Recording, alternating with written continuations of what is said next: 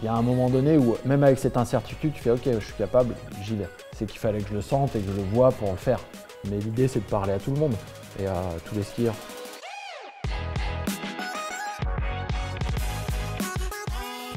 Bon Julien, je suis ravie d'être chez toi, que tu nous accueilles chez toi. On va repartir du départ et de la genèse. La glisse, pour toi, à la base, ça a commencé comment?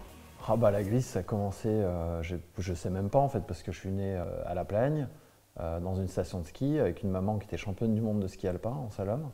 Donc forcément, ça pose un peu les bases. Elle avait un magasin de sport, les grands-parents pareil, la grand-mère qui était allée aux Jeux Olympiques, le grand-père qui était dans le ski aussi, et enfin toute la famille.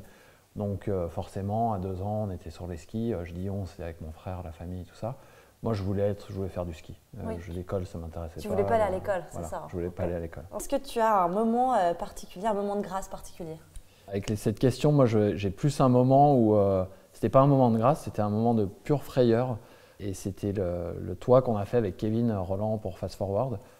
L'idée de rider les toits d'M2000, ouais, qui était une brillante idée, jusqu'au moment où nous, on a adoré voir les images. On était devant. Et nous, on s'est ramené là-haut, et puis ça paraissait tout con, jusqu'au moment où moi, je me suis mis devant, j'ai fait, mais c'est complètement débile, ce truc.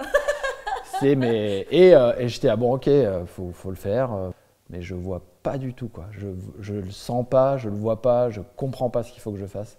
Ce sentiment-là que tu retiens, en fait, c'est un peu la trouille au départ et de te dire je vois pas du tout où est-ce qu'on va aller, mais finalement l'ascenseur émotionnel, puisqu'à la fin ça a quand même marché. Moi en tant que rider, j'ai toujours eu, enfin en tout cas c'est comme ça que je fais mes trucs, c'est qu'il fallait que je le sente et que je le vois pour le faire. Est-ce que c'est dans cet esprit-là finalement que tu as aussi été à l'initiative de plusieurs marques de ski, Armada dans un premier temps, puis Black Rose dans un deuxième temps? Black Rose, c'était pour moi, dans le tournant de ma carrière, c'était aussi la marque qui m'a permis de parler du ski en général, de manière un peu plus universelle. Parce que chez Black Rose, chez Armada, je faisais du ski de freestyle, corps, hyper corps. Et Black Rose, c'était un moment aussi dans ma carrière où je me suis ouvert au ski. J'étais plus dans mon petit truc de freestyle, s'il n'y a que ça, ouais, des doubles spatules. Ouais. Et c'est super intéressant parce que je fais des skis de piste, je fais des skis de rando. Je fais vraiment, moi je considère que Black Rose c'est une marque alternative mais généraliste. Mais l'idée c'est de parler à tout le monde et à tous les skieurs. Ce que j'entends dans ton discours, c'est le plaisir de la glisse en fait et de toutes les différentes glisses et tous les ressentis qu'on peut avoir différents sous les pieds en fonction des skis, en fonction de la neige. Et pour le peu, tu viens de La Plagne et je trouve, pour y venir aussi, c'est qu'à La Plagne, on retrouve, et tu vas me dire si je me trompe, ça aussi dans la physionomie de la station.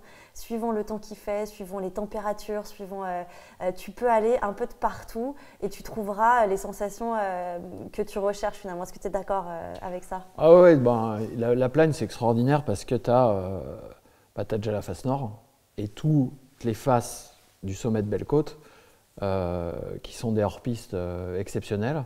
Tu as toutes les faces sud qui sont les Verdon Sud, où c'est génial, quoi. Puis tu as des grands boulevards, tu as des pistes faciles. Et puis tous ces grands domaines, ces stations, tu peux skier, ça ne demande pas un gros niveau pour skier depuis 3200 mètres jusqu'à en bas et te balader, être vraiment en immersion dans la montagne en fait. C'est ça que ça offre le ski, c'est vraiment cette immersion dans les montagnes, quoi. Ouais, le voyage. Ouais, voilà. Et puis glisser sans beaucoup d'efforts, aller loin, voir des paysages extraordinaires. Et on a tendance à l'oublier, mais c'est assez exceptionnel. Hein, parce que, là, on s'en rend un peu plus compte cette année, parce qu'on en est privé, voilà. donc exactement. c'est dur. Il faut s'accrocher, hein. Bien sûr, c'est vrai, on a fait les frais de ça. Julien, je te remercie de nous avoir accordé un peu de ton temps. Ouais, merci à toi.